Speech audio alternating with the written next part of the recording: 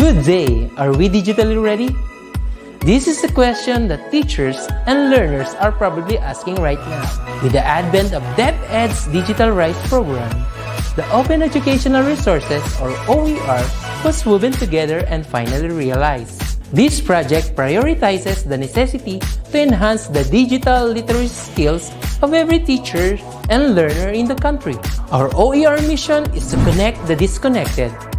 OER is indeed an innovative initiative with a lofty aim to get disconnected schools and last-mile schools connected through ICT even without an internet connection. It is designed to cater to the need of these schools for interactivity, digitalization, and delivery of 21st century skills that will ensure that every learner is future ready. Join us in another training workshop and learn more about open educational resources, whose primary purpose is to provide support and assistance to learners and teachers in this rapid advancement of technology. Our goal is to build and strengthen the capabilities of public and private teachers, school heads, and supervisors by teaching you to create and design interactive, localized, and contextualized instructional materials for teaching using basic, advanced, and proficiency software and tools. Surely, this will be another exciting and engaging webinar training workshop. Together, let's all rise amidst this crisis. Para sa bata, para sa bayan, para sa guro. Sulong edukalidad!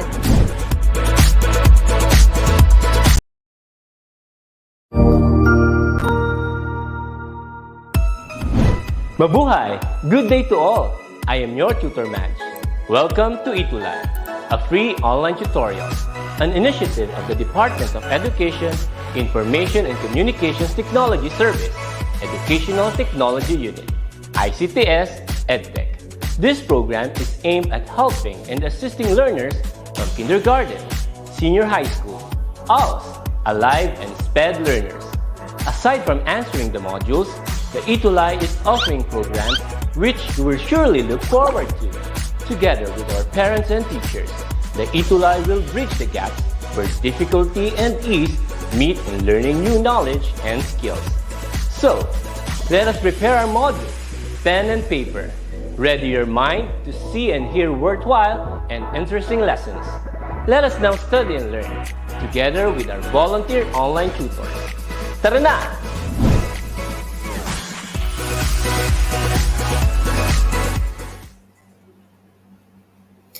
Ayan! Welcome again sa ating DepEd ETUlay online tutorial na hatid pa rin ng DepEd Philippines. Muli, para sa ating week 3, makakasama niyo ulit ang inyong terrific tutor ng Science 4, si Tutor Cherry A. La Peña ng Balayong Elementary School, Schools Divisions of City of Malolos. Ayan, at maya-maya lamang mga little scientists, may makakasama tayong isang batang matalino. Sino kaya siya? Maya-maya lamang ay makikita niyo na siya. Okay? Ayan. Inyo ring mapapanood si Tutor Cherry sa Health Terrific Time with Teacher Cherry sa DepEd TV. Ito ay mapapanood tuwing Sabado, 11:40 ng umaga. At kung hindi naman kayo nakapanood sa ating TV, pwede nyo ulit balikan ang ating lesson sa ating YouTube channel, which is the DepEd TV Official. Ayan, abangan ko kayo dyan ha. And mapapanood nyo rin si Sir Ben sa kanyang YouTube channel. I-search nyo lamang ang Sir Ben. Ayan, ang anyong science best friend. At magkikita-kita tayo every Monday, 1:40 hanggang 2:20 ng hapon. Tayo ay live pa rin ngayon sa Facebook page ng DepEd Educational Unit, DepEd tayo, and also sa YouTube channel ng DepEd Philippines, DepEd EdTech at DepEd TV. Okay.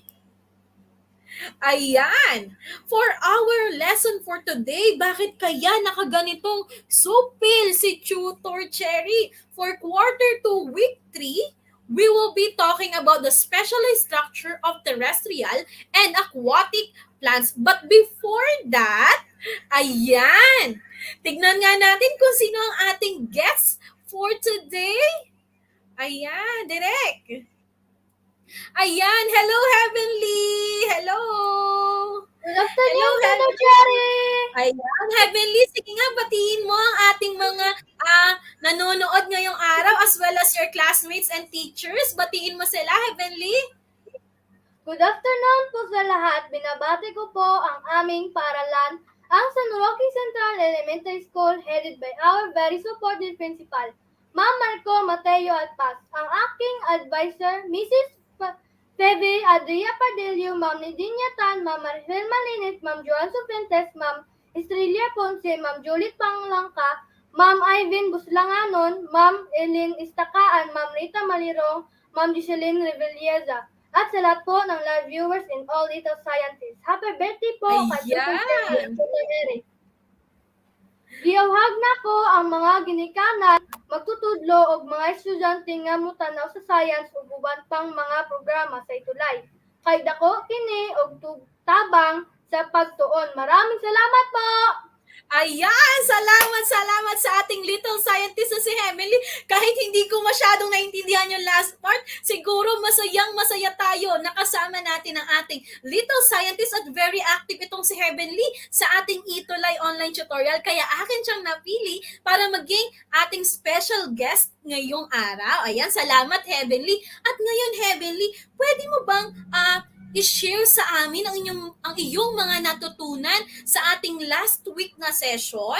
Pwede mo bang i-share sa amin yung mga natutunan mo? Okay po, Tutor. Last week lesson, I learned about the animal's habitat and animals' adapted structure. The animals' habitat are grouped into two.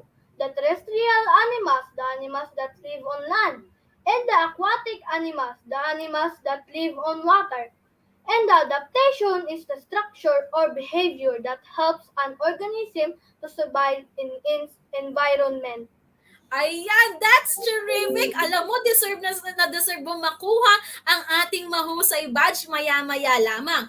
At nung last week, pinag-aralan natin ang mga specialist structure ng mga hayop. At ngayong linggo naman, pag-aaralan natin ang mga specialist structure of terrestrial and aquatic plants, mga halaman naman. Kung mapapansin nyo ang aming suot ni Heavenly na headband, ayan, ako ay may flower. Parehas kami ni Heavenly, meron kaming headband. Iyan ay may koneksyon sa ating lesson ngayong araw. Okay? Sige, proceed tayo. For our objectives for today is we will identify the specialized structures of terrestrial and aquatic plants. But first, we will review our lesson last week. Ayan, ready ka na ba, Heavenly, para sa ating saybalik tanaw? Ready na ba? Yes po, Tutor Cherry! Ayan, ready na si Heavenly. Okay, at bago Heavenly tayo mag-start sa ating saybalik tanaw, isa-shoutout muna natin ang mga nanonood na live viewers for today. Ay, hello kay Ryan Matthew, kay Nadine na aking estudyante sa Balayong, kay Amiel na nag-aaral sa Kalibo Pilot Elementary School. Ayan, ay yung mga taga-Kalibo Pilot talagang active din sila sa ETUlay online tutorial. Hello din kay Rich Eliza Bernardo. Ready na daw siya. Ayan. Hello din sa advisor ni Nadine na si Ma'am Annabel Sarmiento at hello kay Princess Duenas ng Benitez Elementary School. Ayan, maya-maya babasahin ulit natin yung mga shoutout nyo. Pero bago yan, magbabalik tanaw muna tayo o magre-review kasama si Heavenly. Okay. Kung ready na ang mga batang scientist, i-type nga sa ating comment section ang number 1. Ayan, hintayin natin sila, Heavenly, Ayan.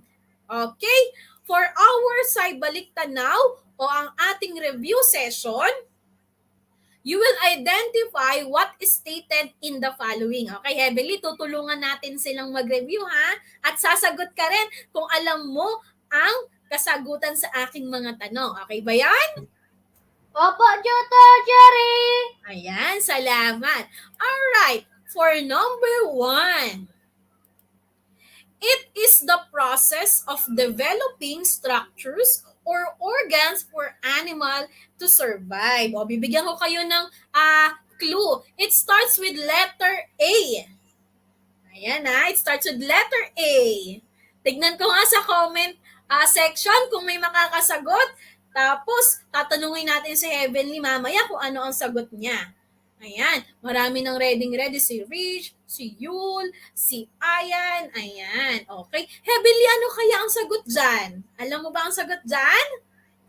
Yes po, Tutor Cherry! Sige nga, tingnan natin kung parehas ng mga live viewers, ano ang sagot dyan? Ayan, nakamute ata si Heavenly. Adaptation! Ayan, tignan natin. Correct, that is adaptation. Tama din si Yul Martin Suarez. Okay, next. Yan, tama si Paulo Las Piñas. Okay, next, number 2.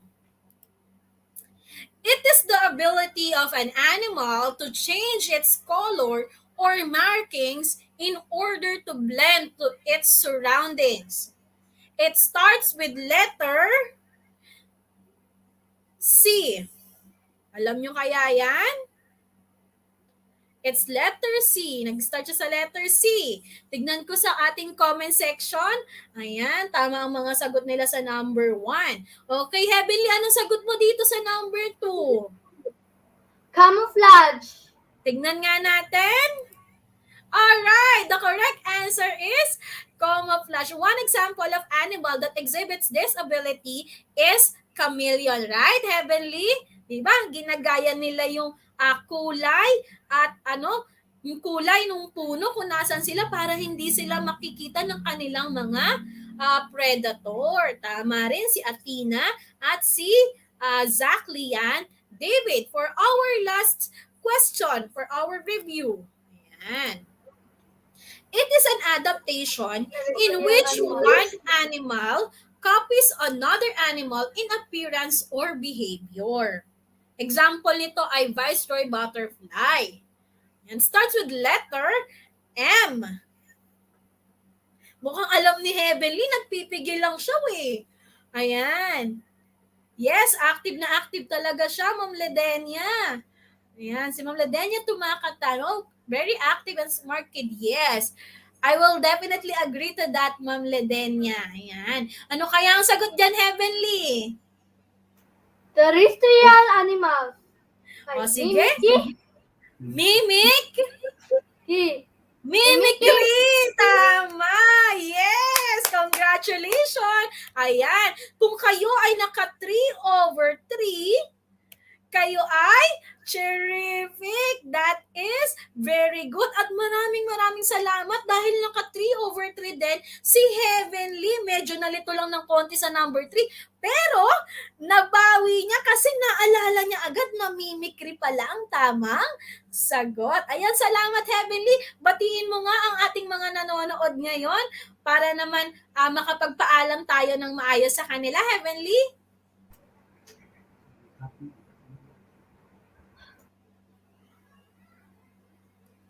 Good afternoon, live viewers! Ayan. Maraming salamat, Heavenly. Sana makasama ka ulit namin sa susunod. Salamat! Thank you po, Tutor! Cherry! Yay! Thank you! Ayan. O, sige, mag-proceed tayo mga batang scientist. Are you ready? Ayan. I-ready ang notebook at papel, ballpen at lapis, pati na rin ang inyong mga module bago tayo mag-umpisa. Ayan. For our side quests, we will play sneak peek. Ayan. Ano ba yung sneak peek na tinatawag na yan? Ayan. Meron dito si Tutor Cherry na naka-window na pictures. All you have to do is to guess what is the image is that. Okay? Yan. Ready na daw sila. Alright. Ayan. Mga batang scientists, ano kaya yan? Nahuhulaan ba ninyo kung ano yan? Tignan nga natin. Alright. Tingnan natin sa ating comment section kung sino ang mauuna. Alright. That is A. Tama si Jairo. It is A. Water lily. Ayan. Nawawala daw ang kaba nila. Alright. Okay? For number 2 na tayo. For number 2, ayan. Pwede niyong sagutin na hanggat hindi ko pa napapakita yung buong picture. That's for number 2. Ano kayang plant yan? Children, little scientists, ano kayang plant yan? Parang familiar sa akin kasi may alaga ata kami nito sa bahay. Sabi ni Heavenly Heart, ayan, nanonood pa rin siya sa kanina din. Cactus daw. Tingnan nga natin. Well, that is the correct answer. Cactus. Ayan, tama. Si Ryan, si Atina, si Nadine, si Enrico. Ayan. Okay. Number 3. Yan, paunahan tayo, ha? Ano kaya yan? Parang alam ko na to Ano kaya yan? Alright? That is a paunahan ng mag-chat sa ating comment. Yan! Nauna si Emil Matthew Berco. That is a rose. Ayan mga yan ay example ng mga halaman na may mga specialized structure para maka-adopt sila doon sa environment na kinabibilangan nila. If you got 3/3, definitely you are terrific! Alright, let's proceed for our agham kaalaman. We will be talking about the special structures of terrestrial and aquatic plants. Okay? Did you know, little scientists, that plants live in different environments? Some plants thrive in water and some survive in a hot desert land. Ayan, hindi lang sa mga aquatic o mga basang environment nakatira ang mga halaman. Meron ding mga halaman na nabubuhay sa disyerto o kung saan sa mga maiinit na lugar. At maya-maya lamang ay kikilalanin natin sila. Okay? Plants classification based on habitat. Diba? Nung last week session, pinag-aralan natin na ang habitat, ito yung lugar kung saan nakatira ang isang organism. And plants can be classified according to their habitat. They could be terrestrial plants or aquatic plants. But what is the difference between the two? Ano yung pinagkaiba nila? Okay. First, any plants that grow on land or need to be on dry land to survive is called terrestrial plants. Ayan, kung naaalala nyo last week, di ba may mga terrestrial animals? Sila yung mga hayop na nabubuhay sa lupa. Ito namang terrestrial plants, ito yung mga halaman naman na nabubuhay sa dry land to survive. They need nutrients to survive both from the air and the soil. Ayan. Okay? Ang dami nating live viewers ngayong araw. Nakakatuwa naman. Yan. While aquatic plants, yung terrestrial plants ay nakatira sa lupa at air, ito namang aquatic plants, these are plants that live in water. Ito naman yung mga halaman na nabubuhay sa tubig. They can only grow and thrive in a water environment. Okay? Proceed tayo. And aquatic plants could be submerged and emerged aquatic plants. Ano po ba, Tutor Cherry, yung submerged saka emerged aquatic plants? Okay? Anong pinagkaiba nila? Kapag sinabi nating children na submerged aquatic plants, this includes having all or almost all the plant growing under the water.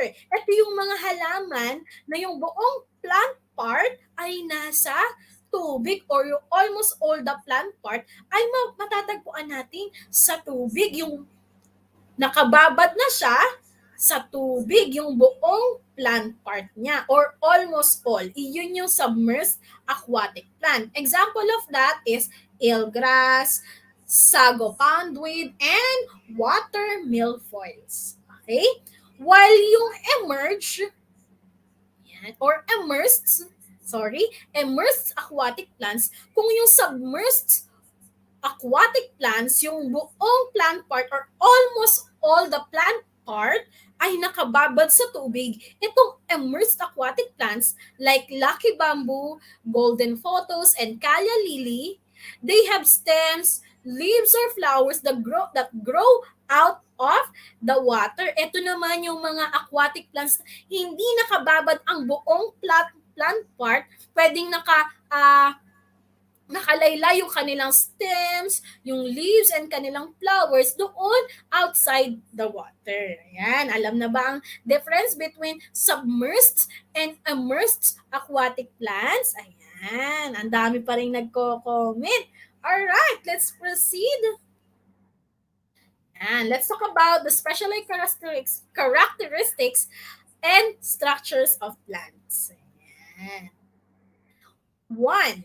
Some have waxy leaves. Ayan. Kung nakakita na kayo nito, ito, di ba, example of that is gabi or taro. Ayan, ito yung ginagawang laing. Ayan, kung nagluluto ang inyong mga magulang o inyong kasama sa bahay, or kung nakakita na kayo ng example nitong halaman na to, itong gabi, they have waxy leaves para kung titignan mo siya or kung hihipuin mo siya, medyo makinis siya kasi it helps the plant from dehydration para hindi siya matutuyuan. Tinatago niya or kinikip niya, ini-store niya yung tubig doon sa kanyang dahon. Okay? Next. Ayan, kilalang kilala to ng lahat. And also, some have thorny stems and leaves. Yung mga matutusok na dahon at sanga that store water, especially in the desert, kagaya ng mga cactus. Yung mga cactus na yan, ang tulong pala nung kanilang mga tinik-tinik na yan ay para makapag-store ng water. Siyempre, kasi sa disyerto, masyadong mainit. Kung hindi nila gagawa ng paraan, kung hindi sila makakapag-adapt using their thorny leaves, sila ay mamamatay. Kung kaya ito ang kanilang adaptation. Tama. Alright? Number 3. For our number 3, some have bulbous root system. Ayan. Where the roots adapt themselves to their habitat. Example of that is radish and potato. Ayan, radish is what in Filipino? Radish is labanos. Ayan and potato. Itong mga yan ay meron silang bulbous root system. Ayan. Tama ang mga nagko-comment dito sa ating mga live viewers. Alright, proceed tayo. And number 4, thorns and hairs in some plants like lipang aso are protective structures. Ito children, nung medyo nakakalabas pa tayo sa ating mga tahanan na nakakapaglaro, siguro nakakita na tayo nito ng lipang aso. Yan, para siyang yung mga damo-damo lang na nakikita natin sa gilid-gilid. At kapag iyan ay hinawakan natin, para siyang mabuhok, especially yung stem niya. Yan, para silang mabuhok, parang may mga hibla-hibla siya. Ito ay paraan nila para maprotektahan ng kanilang sarili. Yan. Lipang aso, in English, that is stinging nettle. Ayan, okay. Sige nga, i-type nga sa ating comment section ang number 3. Number 3, i-type nga ang number 3. Kung nakakita na kayo ng lipang aso or stinging nettle, and those stinging nettles have thorns and hair-like structures that serve as their protective structure. Ayan, ang dami na palang nakapag-experience ng stinging nettle. Ayan. Alright, proceed tayo. And we will also be talking other specialized characteristic structure of plants. Meron pang iba pa. Okay? Yan. First, it is a fruit-bearing tree with pungent odor as its specialized characteristic. Example of that is ano kayang prutas ang naaalala nyo dito. Ang specialized structure daw niya ay medyo siya ay Oh, ayan. Medyo mabaho daw siya. Ano kayang prutas iyan? Mahuhulaan nyo kaya? Ayan, oh. Tingnan ko nga sa ating comment section kung mahulaan nyo itong binabanggit ni Tutor Cherry.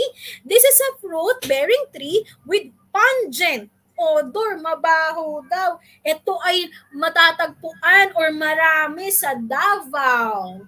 Ayan, marami nito kila Heavenly. Yes, tama. Ano kaya yan? Ang sabi ni Teresa Alfonso, durian daw. Tignan nga natin kung tama siya. Well, that is the correct answer. The answer is durian. Itong durian na to, ang specialized structure niya is yung kanyang pungent odor. Ayan. Alright. Proceed tayo. Ito naman. Kung yung durian, mabaho yung kanyang fruit. Ito namang next na halaman natin, they are known for unpleasant odor of flowers. Di ba ang mga flowers, dapat yan mabango. Pero itong kalumpang tree, they have unpleasant odor of flowers as its specialized characteristic, but it still attracts insects to pollinate. Ayan. Okay, that is an example of kalumpang tree. Yung kalumpang tree, meron silang flower na hindi kagandahan ng amoy, ngunit subalit datapwat, ito pa rin ay nakakapag-attract ng mga pollinators. Ayan, tama ang kanilang mga sagot ni Nicolay, ni Jonas. Ayan. Alright. Next. Ayan. Ito naman. Ito, sure ako nakakita na kayo nito eh. It has a thick cuticle that filters strong light and avoid excessive water loss. Ayan. Ito, nakakita na ba kayo nito? Ayan. That is an example of birds of paradise. Iba-iba ang hugis niyan, di ba? Little scientist, may nakikita kayong hindi ganyan ng hugis, pero that is one species of birds of paradise. Ayan. Itong birds of paradise na to, meron silang thick cuticle dun sa kanilang mga dahon. Okay? Bakit? It prevents water loss para hindi rin sila matutuyuan. Okay? Tama. Okay, proceed tayo.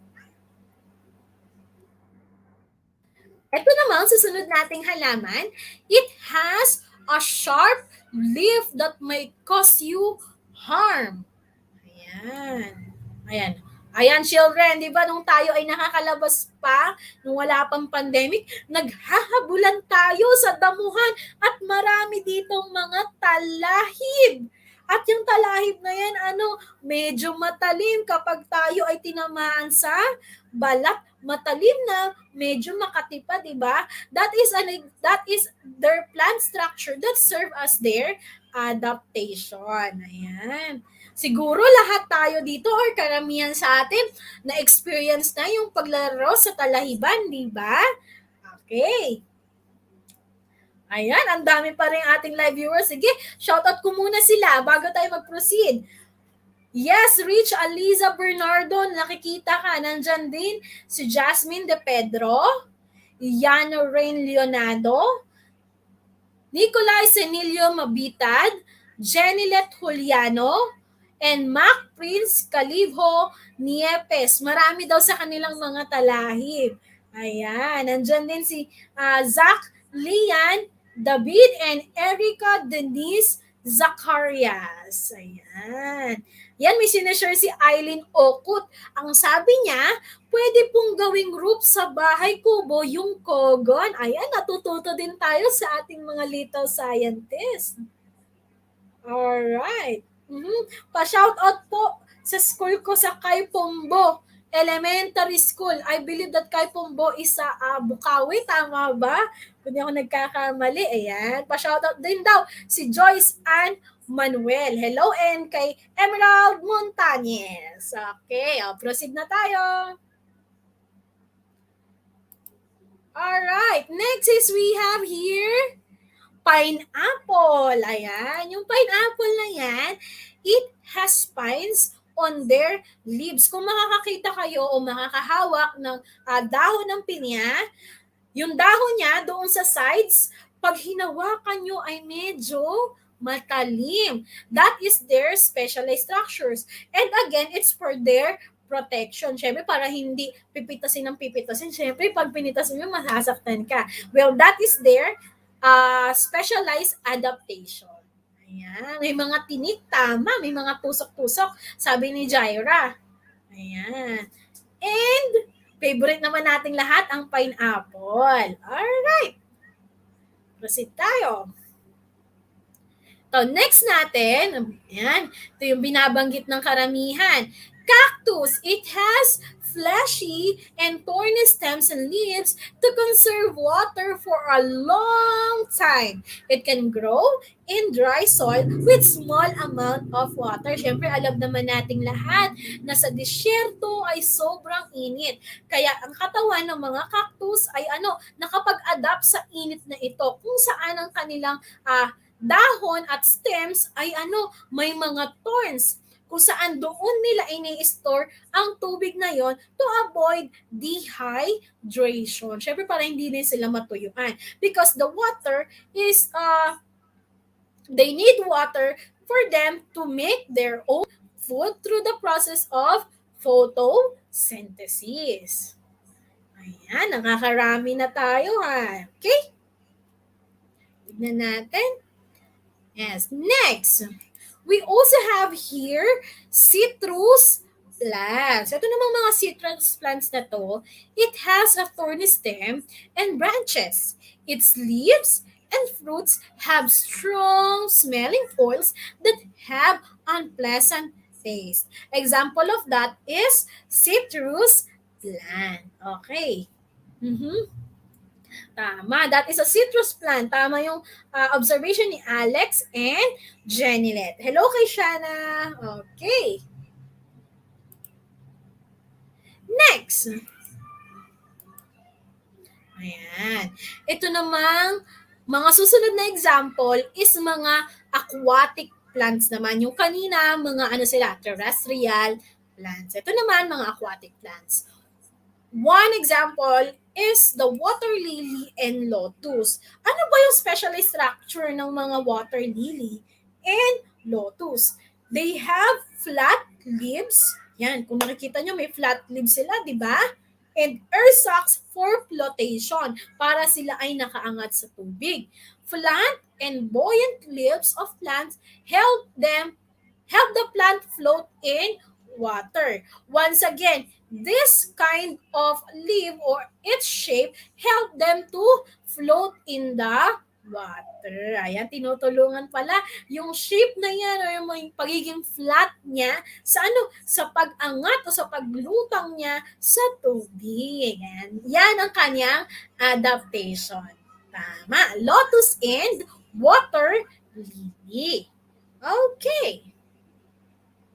Next is we have here hyacinth. Ayan, kung malapit kayo sa mga ilog, sa mga sapa, ayan, marami ditong mga water hyacinth. Kung mapapansin nyo, maraming water hyacinth sa mga ganong lugar. Itong mga water hyacinth na ito, they have long roots. Mahaba yung kanilang roots o yung kanilang mga ugat. This help the plant to reach the soil under water. Kasi bakit? Ano ba yung gamit ng long roots na yon?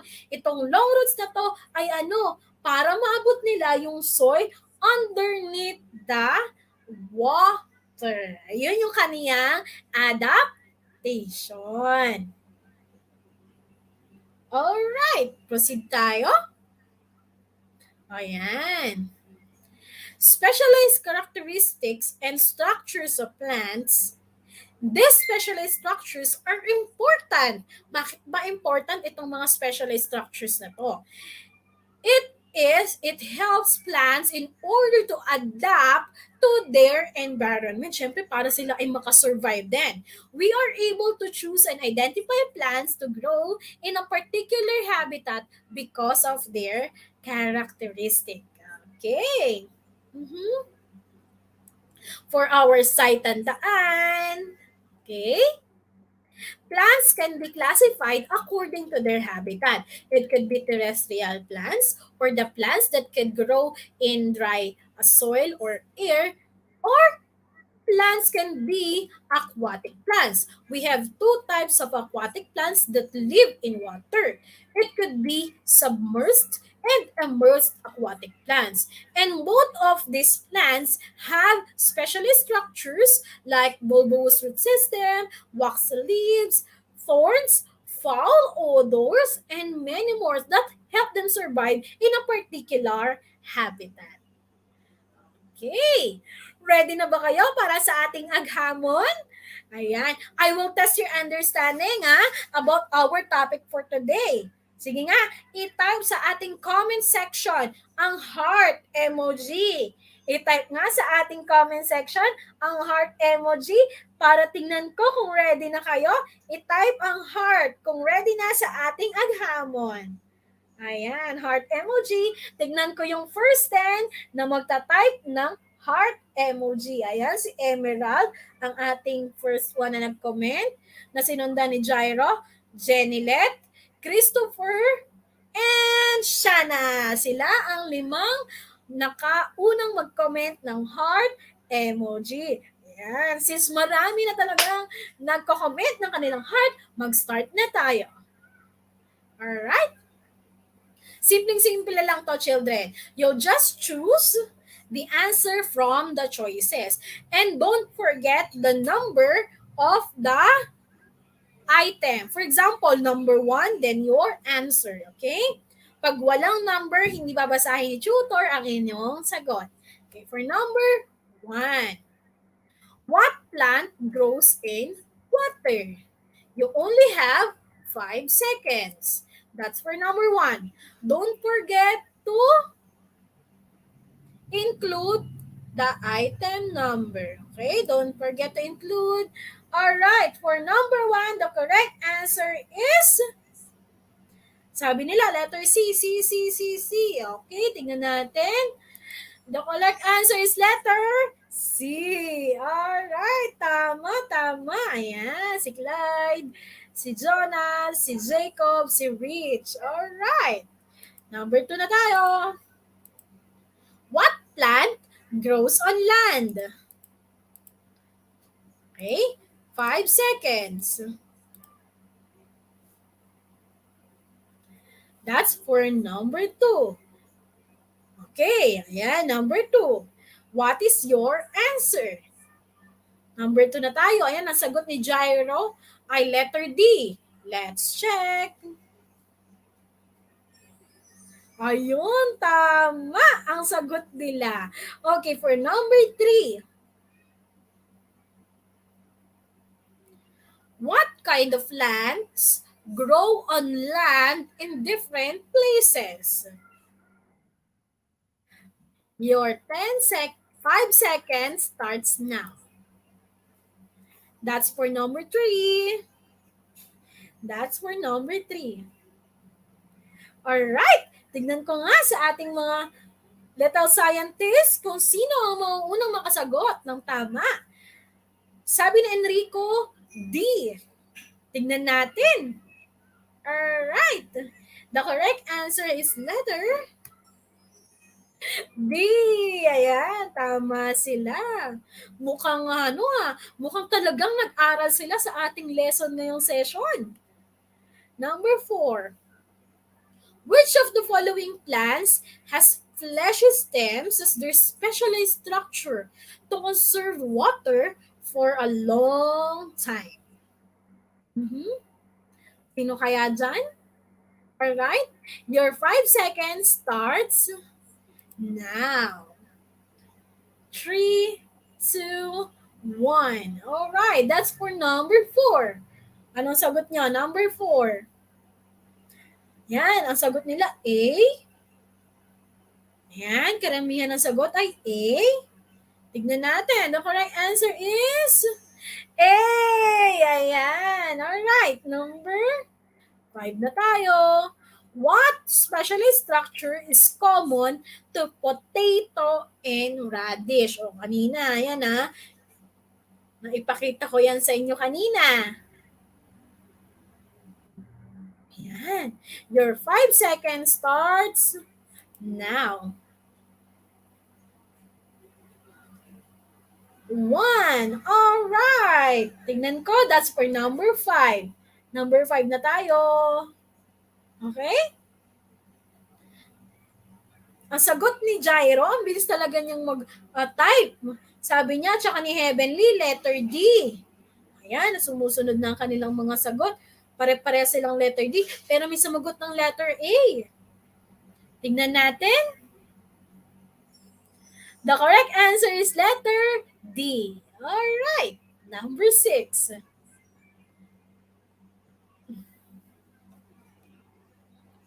Which of the following plants has thorns on its leaf?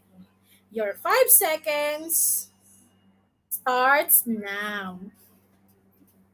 Ayan. 2 and 1. That's for number 6. That's for number 6. Alright? Ano daw dyan yung may tusok-tusok yung kanyang dahon? Yan, sabi nila, letter D.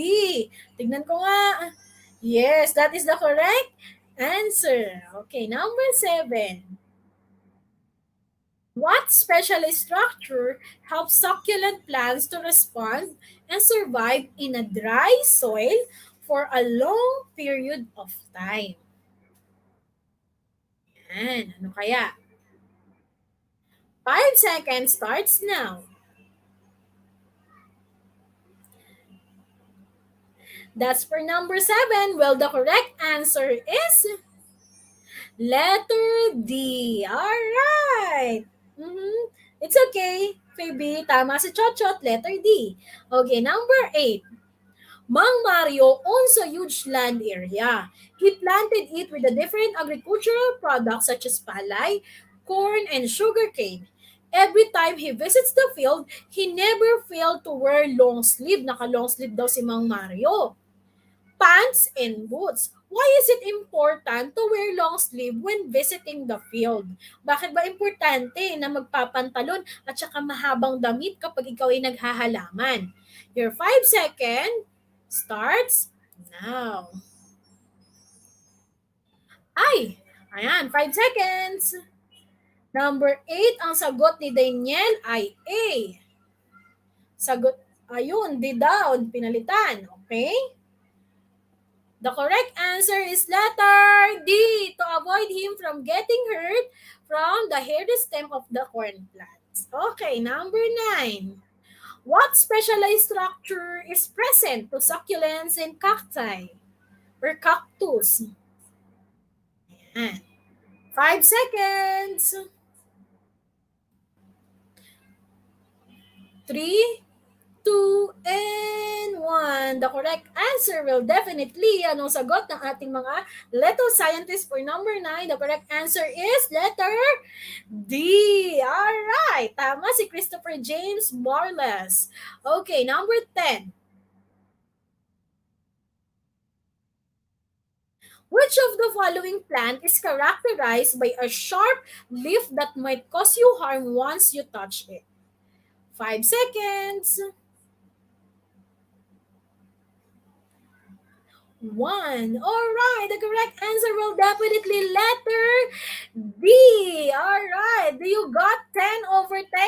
I-type lang sa ating comment section kung sino ang naka 10 over 10. Because you are terrific, you will receive a mahusay badge. Congratulations! And for our saitandaan sa agham, lamang ang may dunong at alam. Yan. Alright. For our terrific thought, to plant a garden is to believe that there is hope for tomorrow. Siyempre, ang ating little scientist of the week, walang iba kundi si Heavenly Heart U. Tanggihan ng San Roque Central Elementary School, SDO, Davao. Ayan, kung gusto mong maging little scientist at mag-feature next session, ayan, yan lamang ang gagawin. I-post ang mga larawan habang nanonood ng DepEd ETUlay session at gamitin ang hashtag na hashtag ETUlay Level Up at hashtag Science4 at i-post lamang sa ating official na Facebook group. And nice namin kayong marinig. I-click lamang ang link na yan para sa ating feedback. At wag na wag kayong bibitiw ha. Maya-maya lang makakasama nyo ang ating tutors para naman sa Science 5, si Tutor Love at Tutor Maha. Once again, I am your terrific tutor, si Tutor Cherry ng Science 4. Wag kayong bibitiw mga bata ha. Magkikita-kita muli tayo every Monday. Paalam!